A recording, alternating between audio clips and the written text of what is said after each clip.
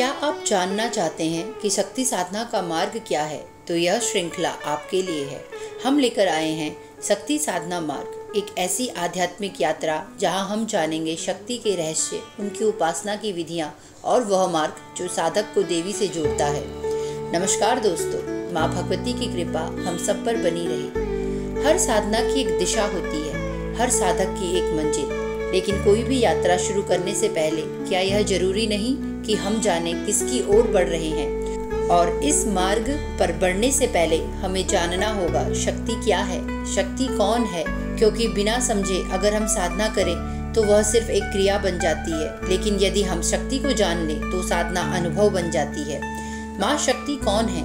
क्या वे केवल एक देवी हैं जिनकी हम नवरात्रि में पूजा करते हैं, या फिर वे केवल माँ दुर्गा, काली, लक्ष्मी या सरस्वती के नाम से जानी जाती हैं?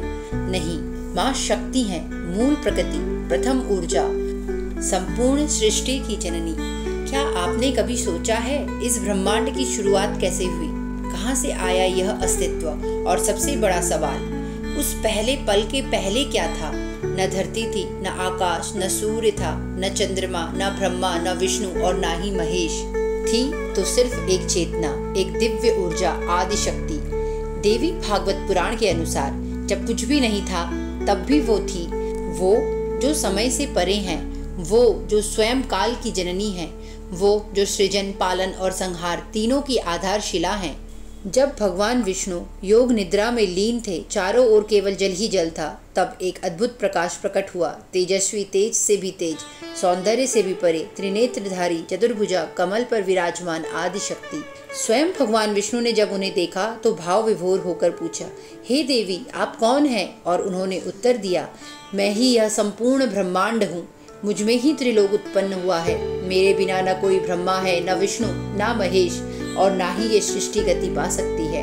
अर्थात मूल प्रकृति, यही शक्ति ब्रह्मा जी को सृजन देती है, भगवान विष्णु को पालन और शिव जी को संहार, और स्वयं वो हर रूप में, हर गुण में, हर स्थान में विद्यमान रहती हैं। वही महाकाली के रूप में तमोगुण का प्रतिनिधित्व करते हुए संहार करती हैं, महालक्ष्मी के रूप में रजोगुण का प्रतिनिधित्व करते हुए पालन करती हैं, और महासरस्वती के रूप में सतोगुण का प्रतिनिधित्व करते हुए सृजन करती हैं। ये तीनों ही शक्ति के अंग हैं और त्रिदेवों के साथ मिलकर सृष्टि को संतुलित रखती हैं।